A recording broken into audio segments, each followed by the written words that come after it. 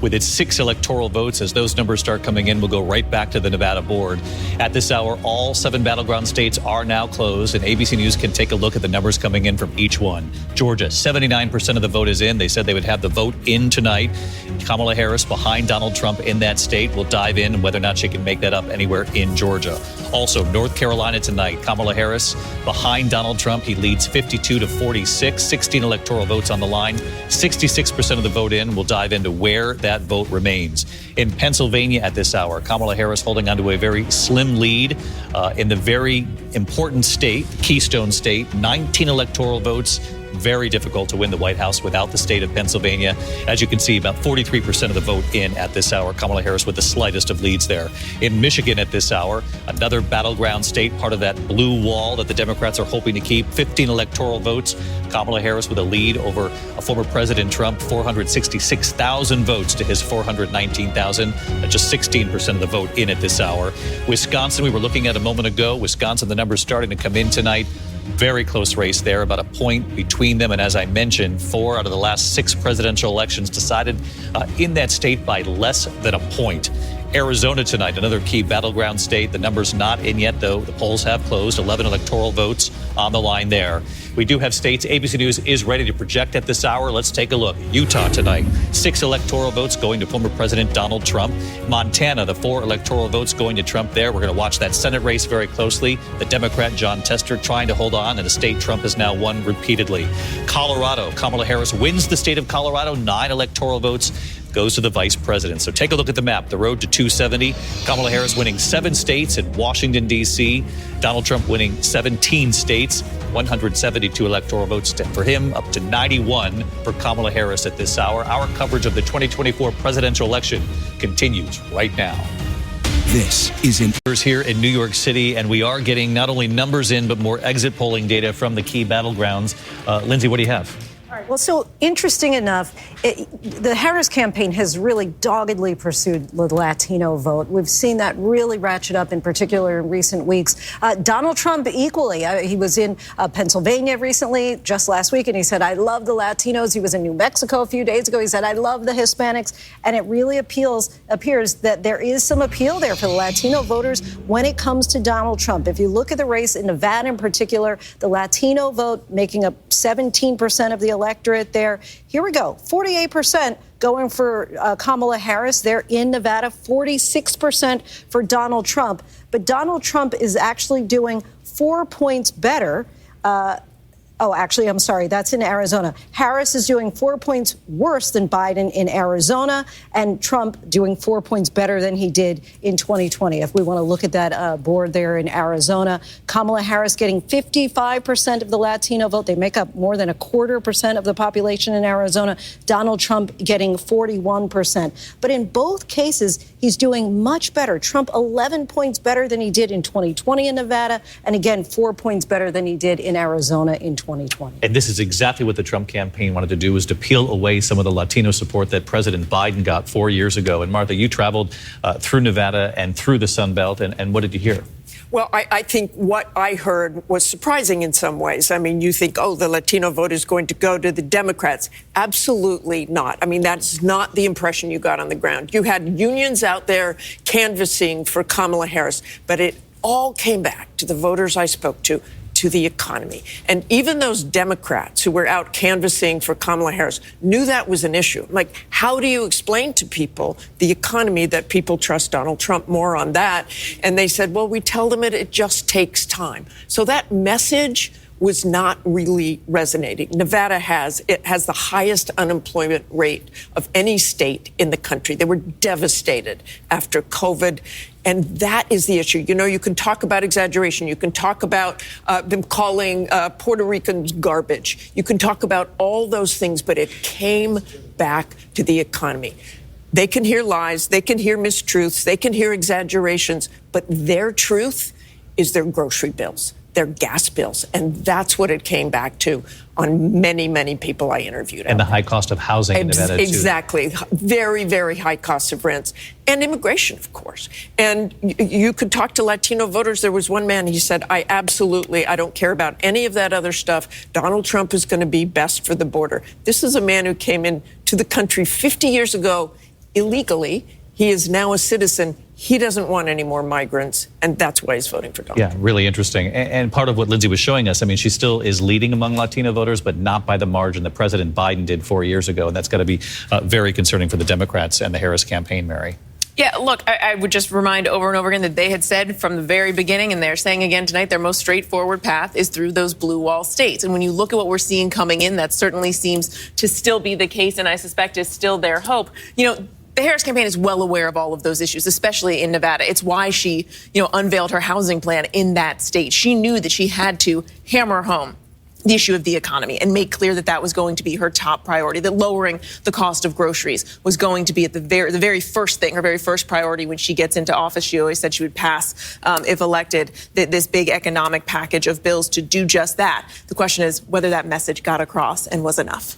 Rick Klein, what's the blue wall looking like at this point? Yeah, we've seen some numbers come in that shifted the lead, again, numerically, because it just has to do with the pace of vote. But right now, Donald Trump with a 33,000 vote edge. We've gotten a lot of rural vote. This is Pennsylvania. This is Pennsylvania, yep. Yes. You asked earlier about Wilkes-Barre, Luzerne County. That has flipped red, at least as of now, with 57% of the vote in. Donald Trump racking up some numbers there in an area where Democrats had some hopes to build things up. You can also see what's starting to happen in the western part of the state. We've got some significant numbers north of Pittsburgh and Butler County. This is a place where Donald Trump is coming close to his benchmark number. Really, this is a function of a lot of vote coming in the redder parts of the state. We still have a lot to go in Philadelphia. That's it's by far the biggest city. We're seeing Delco go very strongly for Kamala Harris. She's outperforming where she would need to be, also outperforming where Joe Biden was.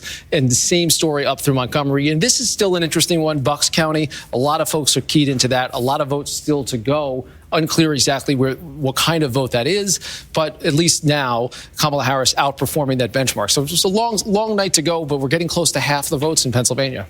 Yeah, this would appear to be her strongest state so far as her benchmark performance, at least meeting that 538 average of where these candidates need to be. Donald Trump, in a number of the counties you just showed, slightly below the benchmark, though getting very close to it, which explains why the vote is so close right now. 46% of the vote in, Donald Trump with a very slight lead in Pennsylvania. And you were looking at the Latino vote in Pennsylvania and some of the counties where they live and wondering if this 11th hour push by the Harris campaign to try to reach out to Latinos would actually work. Yeah, and as Martha was talking about what she saw there in Nevada, I was thinking about what I saw personally here in Pennsylvania. This is Berks County, which includes Reading. Donald Trump has a campaign office here.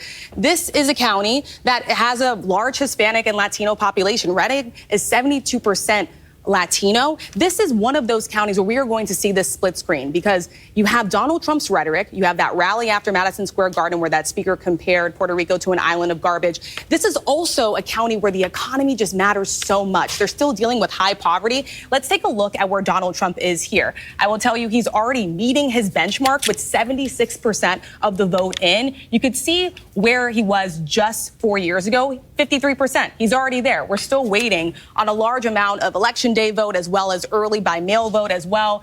And then again, right here, David, he's already performing really well here. While he was campaigning here in Reading, Vice President Kamala Harris was in Allentown. This is Lehigh County. You can see just how well she's doing here. Right now, she's ahead by 6,000 votes or so, but still a lot of vote left to be counted, 43% in right now. Thanks, Rachel. Rick, one of the things that's very telling is the map with the sort of circular diagram that shows you where the vote still remains. Can you just show us in Pennsylvania at this hour where the vote still has to be tallied? I want to take this over to Donna and Reince, the one that shows the outstanding vote. Yeah, you can see that's Philadelphia and the suburbs. And a good amount of vote in Pittsburgh as well. When you see a purple dot like that, that's more of a battleground county, so it's probably not going to advantage either candidate. But there's a significant amount of Republican votes still outstanding as well, and what looks like it's going to be a close state.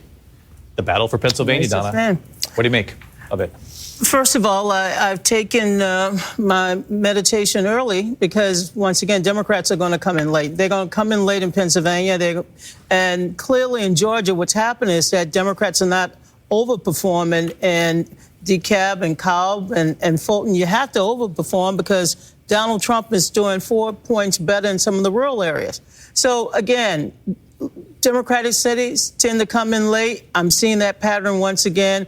I have, good information that Philadelphia is going to come in much stronger than in 2020. And by the way, in some of these areas, you can compare apples to apples, but Kamala Harris has had to build a different coalition. So I'm also looking in some of these suburbs, if the issue of abortion, the threat of democracy, if it worked in those areas in terms of pulling out her vote. And those are the collar counties around Philadelphia. Can we take another look at that based on Donna's point here, whether or not Harris is having success in those counties, getting the numbers up to where they need to be? Yeah, for sure. Chester County is a key one there. It's about 5% of the whole statewide total. Not a lot of information in yet. We're seeing Harris run a little bit below where she'd need to do to hold even there. Montgomery County, an outperformance so far, again, with less than a third of the vote in. And I've kept my eye on Bucks throughout the night to try to track this, because this is good news if you're the Harris campaign.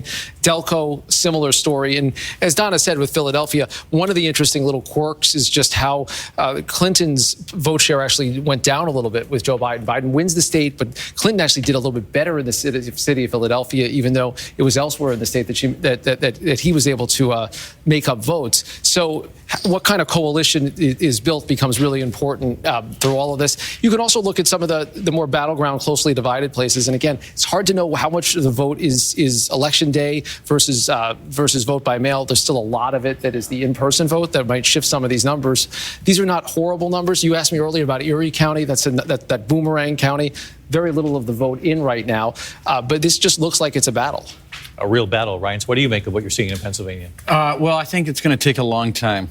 I mean, we're just going to have to be patient with Pennsylvania. They're pretty slow at getting these results in. There's even though not as much as 2020, just a boatload of early votes that still need to be counted, a lot in Philadelphia County.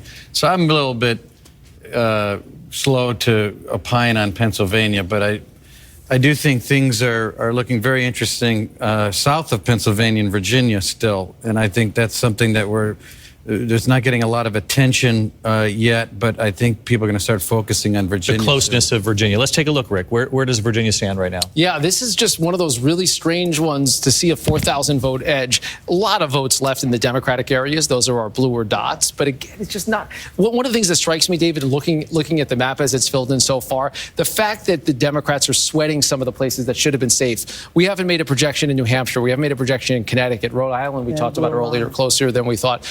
Of course, Virginia. These are places that Democrats flat out have to win if they're going to have any chance. Take us through some of those states. Let's see where New Hampshire stands, because we saw some tightening in the polls leading up to Election Day. Yeah, we did. And this is a state that we kind of thought would be called a little earlier in the night because they have a pretty tradition. Most of the Democratic votes are in the southern part of the state. And again, Harris is leading. The question is going to be really how much she wins by. Outperforming herself in outperforming there. But to me, the fact that we're even talking about states like this tells you how things are at least tipping early in the night. And the southern states, clearly there's an edge right now in Georgia and North Carolina.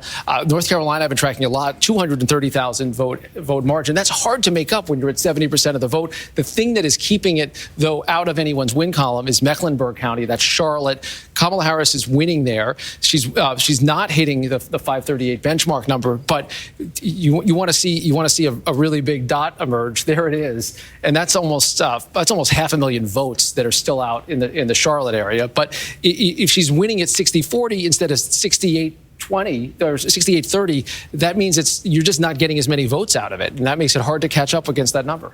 No question about that. We're going to check in with Trump headquarters in Florida. We're going to check in with Harris headquarters, see what the mood is on the ground at this point in the night. And we're going to keep digging into these Rust Belt states, Pennsylvania, Michigan, Wisconsin, because that appears to be the path as we continue in the night, at least for the Democrats to keep this alive. As Rick Klein just points out, and smartly so, the reason North Carolina can't be called is because of the outstanding vote in Charlotte, which is a Democratic area. But given the margin between the two, it might be really difficult to make that up. So we're going to keep our eyes on the math. We'll get right back to it right after the break.